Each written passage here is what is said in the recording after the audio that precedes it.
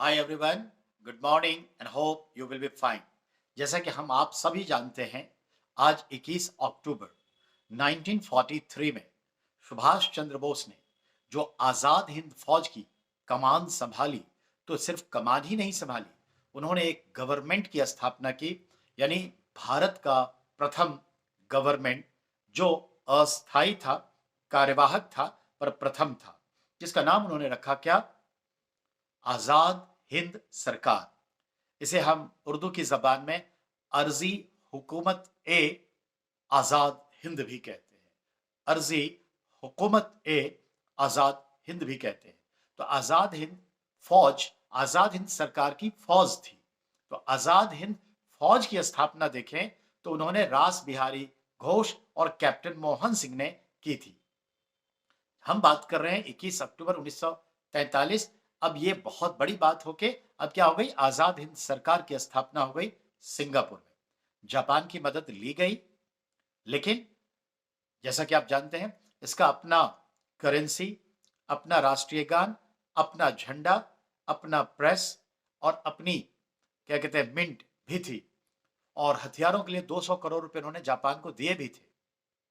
याद रहे, आजाद हिंद सरकार की स्थापना के जब 75 वर्ष पूरे हुए, तो इस 75वें वर्ष पर 2018 में दिल्ली के लाल किला में 21 अक्टूबर को तत्कालीन प्रधानमंत्री, जो आज भी प्रधानमंत्री हैं भारत के, मिस्टर मोदी, नरेंद्र मोदी जी ने लाल किले पर झंडा फहराया और इस तरह से आजाद हिंद सरकार की 75वीं जयंती मनाई।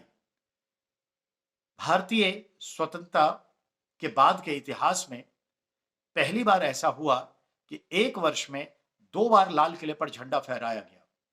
वह है 2018, एक तो 15 अगस्त और दूसरा 21 अक्टूबर को।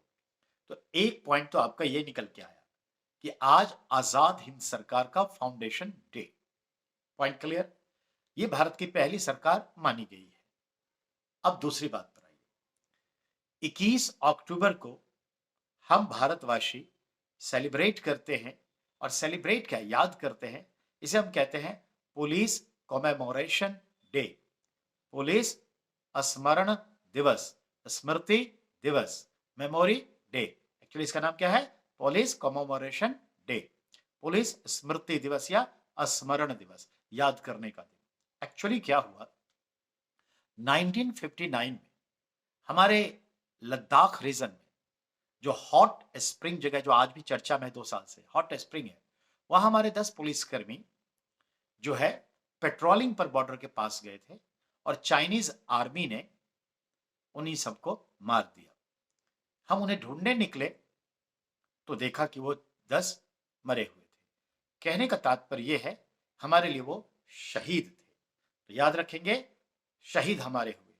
तब से हमने ये तय कर लिया कि नहीं, प्रत्येक वर्ष हमारे जो पुलिस जवान हैं, जो अपने कर्तव्य निभाने में जान जोखिम में डालते हैं और शहीद हो जाते हैं, उनको नमन का दिन है, स्मरण का दिन है।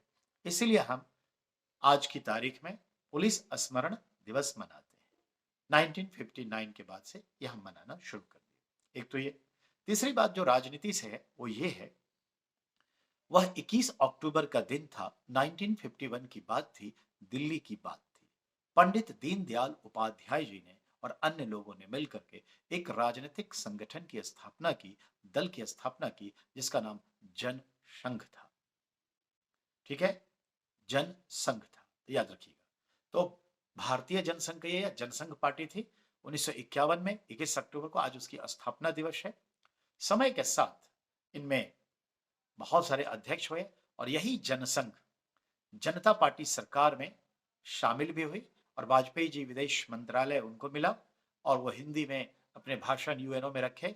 और हाँ, 1980 में आकर के ये जनसंघ का नाम बदल के रिफॉर्मेशन हो गया और नाम पड़ा भारतीय जनता पार्टी। तो भारतीय जनता पार्टी का जो देखे बैकग्राउंड, वो जनसंघ है। तो आज ये 3 बातें जो मैंने आपको बताई, ये है। कल हम फिर आपसे मिलते हैं नए मुकाम पर। ठीक है, बहुत बहुत धन्यवाद।